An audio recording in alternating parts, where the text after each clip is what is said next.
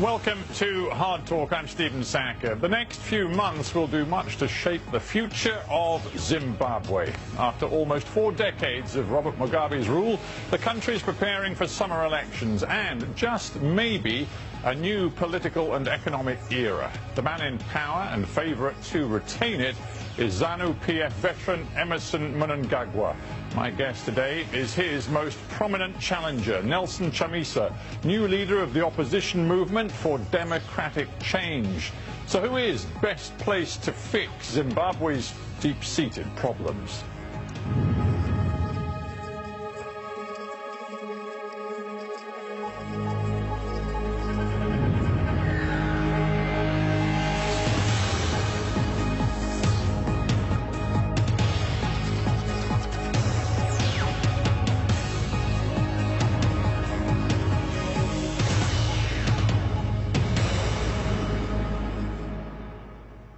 Nelson Chamisa, welcome to Hard Talk. Thank you. Thank you very much. You're 40 years old. Not so long ago, you were the youngest Zimbabwean parliamentarian. Now you're about to challenge for the presidency of your country. You're clearly a man in a hurry, but your critics think you're in just a bit too much of a hurry. Do you understand that criticism? Well, I'm a man on a mission, a man who is willing to change the face of politics, not just in Zimbabwe, but on the African continent. I'm a Democrat. I'm a revolutionary. I believe in the transformational promise, and this is why I'm willing to take up the challenge, no matter how big. I talk about a man in a hurry because it was quite extraordinary what you did. Your former leader of the Movement for Democratic Change, Morgan Tsvangirai, died on February the 14th after a long struggle with cancer. Indeed. 1 day later, you decided to seize the interim leadership of the party, much to the consternation of other party members. Nature has a vacuum. After the death of our icon, a great revolutionary on the African continent, the face of change in Zimbabwe, we had to make sure that within the confines of constitutionalism, rule of law, the party constitution, we kick in to provide leadership because we have such... But there is a thing in decency, respectfulness for a man who's just passed and for his family and for a feeling that the party as a whole needed a pause. Indeed. And yet you wouldn't pause. There was a pause, and of course what we did was within the constitution to then do it much way after. In fact, it was 2 weeks after the demise of our president that we had to have the internal processes that then gave way to a democratic outcome in terms of who should then be leading the movement for democratic change. Well, you make it all sound so simple. The Chronicle newspaper in Bulawayo, and Bulawayo, of course, is a stronghold of the opposition in Zimbabwe. The editorial in that paper said that we are appalled by Chamisa's lust for power and the disrespect he's shown to his leader by angling for his position just a day after his death. Well, they must be appalled because they are rooting for the ruling party. They support the ruling party. They would want to see the opposition in disarray. They would want to see us in 6s and 7s. We have not given them a chance. What we want to have in Zimbabwe is to have Zimbabweans having a real chance to fight for democracy, to have an alternative, and to have the birth of a new order. But there is disarray. That's the problem. There's disarray because at the time of his death, Morgan Tsvangirai had 3 different deputies, of whom you were one. Indeed. But one of the others, who was a long-standing vice president of the party, Toko Kupe, she was so infuriated by your grab for the reins of power that she refused to accept it, and now she's running as an alternative MDC leader with her own team, her own platform, and a determination to destroy you. The build-up of democracy is that we must have the more the merrier. And the fact that she has decided to walk away is actually something that is regrettable, but something that has not shaken the base. But you say we wanted to avoid disarray. You haven't avoided disarray, have you? In fact, you've made the chaos inside your party something of a standing joke. We are the most popular alliance. You know, you go across the whole country in Zimbabwe, the mood is just electric. The electricity, the momentum is unbelievable. Well, we'll talk about that, your message and how it's being received in the country. But let's just for a moment longer stick with the politics of your party. Indeed. You say it was all constitutional. We did it by the book. Indeed. I doubt that there's any rule book in your party which suggests that young thugs thugs should physically intimidate people inside your party that have a different view of who should be leader, but that's what's been happening. Well, we have had challenges, and must say that the challenges are as a result of the DNA, the default setting in the politics of our country, where violence has been a major issue. We are trying to deal with it. You're supposed to be different. In fact, this is what I'm dealing with as a new leader, as a new face. Well, if you're dealing with it, do tell me then what has happened to these young men who surrounded Toko Kupe at the funeral in the same village where the funeral was taking place of Morgan Tsvangirai. She was forced to take shelter in a hut, and as the local reporting suggests, there were young men who tried to set that hut alight. And as far as she was concerned, it was an attempt on her life, and these people responsible for that action were supporters of yours. All those people who were identified because everything was under a video camera have been dealt with. We've said we are not going to have bad apples affecting the basket of good apples of Democrats. We will not accept any violent enemy, any violent element within our midst. This has been our position. Forgive me, but the bad apples still seem to be in the basket. You say we've dealt with them. That happened. That incident happened in February. Indeed. On the 4th of March in Bulawayo, Ms. Kupe's supporters were again attacked at a meeting that she was speaking at. This was a different meeting altogether, a different geographical setting altogether. So the bad apples are still there. And then there is an investigation that was then done to deal with those issues. And we've said, let's move forward by making sure that in our midst, we do not want people who thrive on violence. We have been victims of violence. For the past 18 years, we have been at the receiving end of state-sponsored violence. I, myself, am a victim of that violence, nearly left for dead several times at the airport, in the various circumstances, but I've said we cannot use violence to transact politics in a new dispensation. I suppose the danger is that some of your supporters have picked up habits, perhaps even tips, from the way in which ZANU-PF and Mugabe's people ran Zimbabwe for so many years. In other words, there are bad habits that have been formed in Zimbabwe, and your party now seems to have taken some of them on board itself. I can tell you that the movement for democratic change is a happy family of Democrats.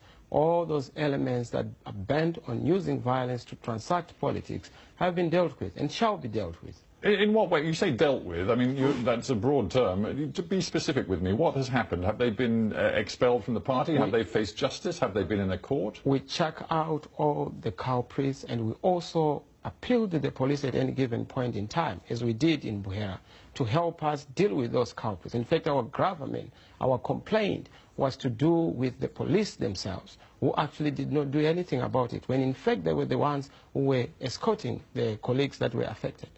Let's just talk a little bit about the legacy of Robert Mugabe before we get into the election, the policy platforms, and your rivalry with Mr. Mnangagwa for the presidency.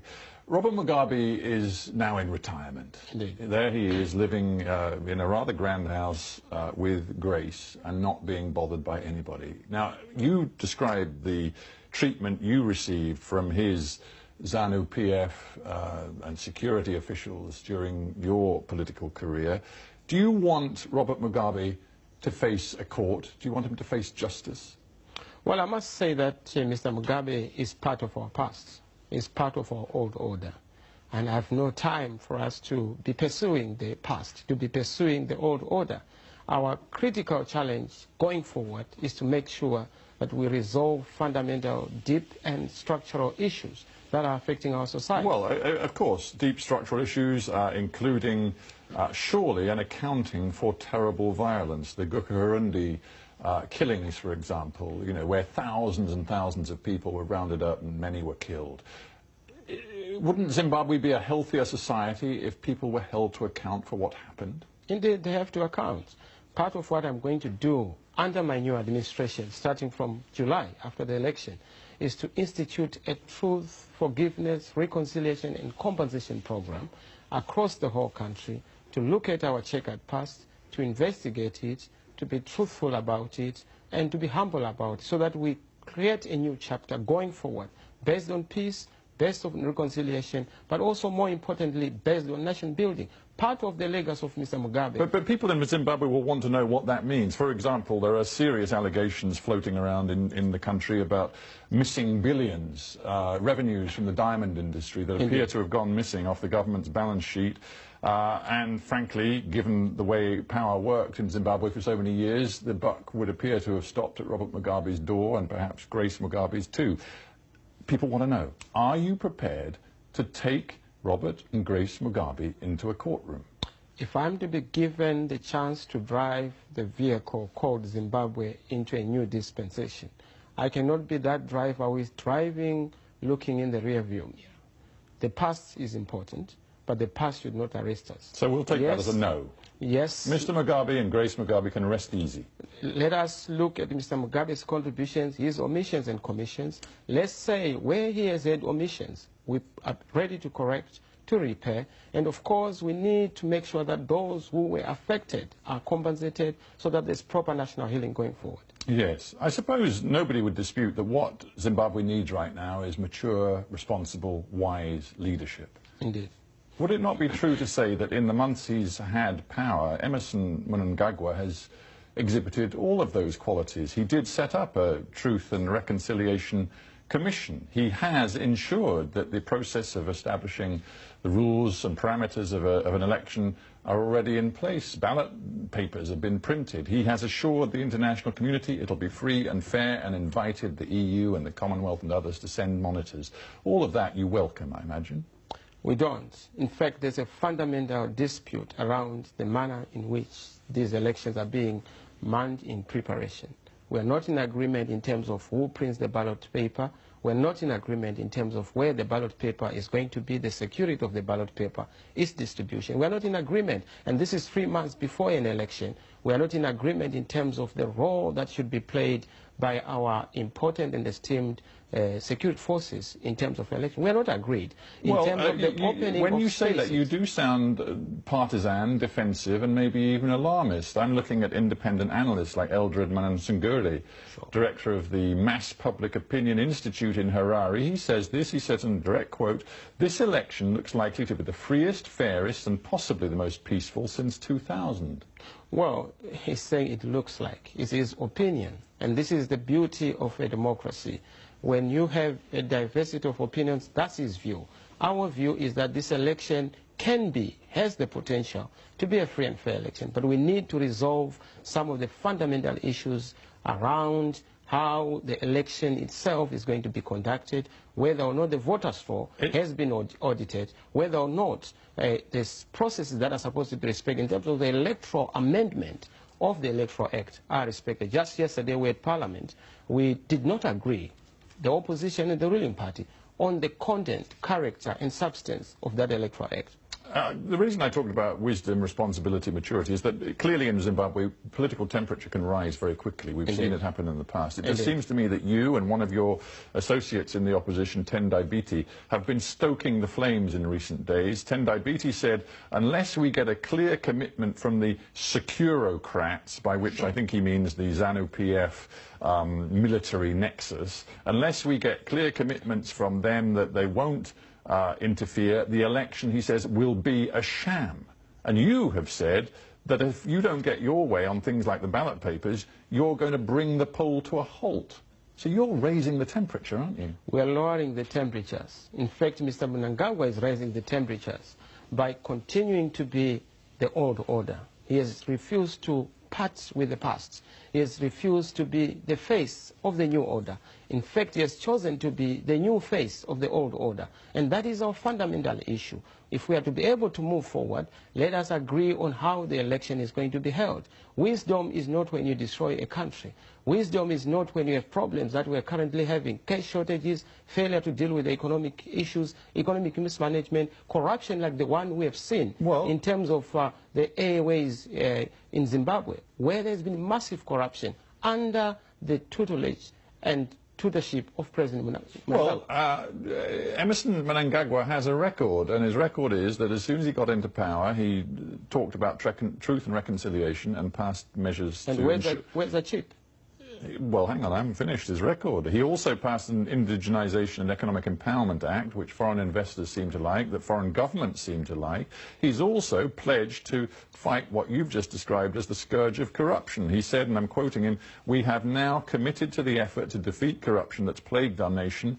We're going to require cabinet ministers to declare their assets and create anti-corruption courts." But the man is actually delivering on a transformation. In fact, we are the change that delivers. Mr. Mnangagwa is the change that doesn't deliver.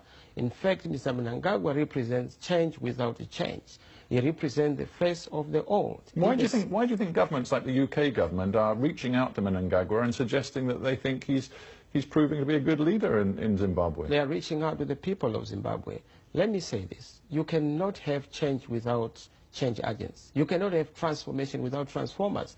Mr. Mnangagwa is not a transformer. There can never be any reform without reformers. What he is he is a transactional leader who has transacted a particular process in November, and he is there not as the face of transition, not as the face of transformation. We represent that change. That is yet to Well, you keep telling me you represent change, and that's, I guess, an attractive slogan for many people in your country. But there's a difference between making promises you can keep and making promises that are nothing more than fantasy. Let's go through a few of yours. In January, you told the people of your country that you could solve Zimbabwe's liquidity crisis in 2 weeks. And indeed, if you failed to do so, you would leave office because you said you are committed. 2 weeks to solve the liquidity crisis. I mean, that's nonsense, isn't it? It's not nonsense. It's very sensible. In fact, that is the most credible message that has ever been received by Zimbabweans. Why am I saying so? The most fundamental issue in Zimbabwe is not a crisis of cash, but a crisis of leadership, a crisis and a deficit of confidence and trust. The issues that we are going to deal with are productivity, issues of skills transfer, issues of investor confidence. But with respect, Mr. Chamisa, politicians who say they can fix a problem that's been dogging a country for years, fix it in 2 weeks, that just sounds silly. During the inclusive government, with all due respect, Mr. Saka, during the inclusive government, when I was Minister of ICT, Mr. Biti, who is my colleague, was the Minister of Finance, we fixed this problem within a matter of 4 days. There was cash across the board in all the banks.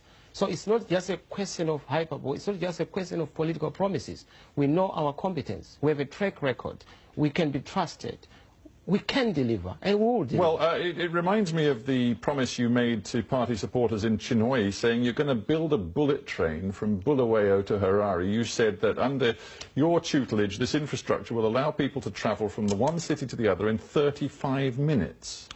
I mean, that is beyond nonsense. That's just complete Alice in Wonderland. That is the future. I'm a visionary. I'm a young man, and I've said we must begin to build infrastructure, such as the infrastructure you have in the UK. What it does entail is that... You know, I'm no transport expert, but it's more than 400 kilometres from Bulawayo to Harare. Indeed. What this train of yours, it's going to be travelling at 800 kilometres an hour.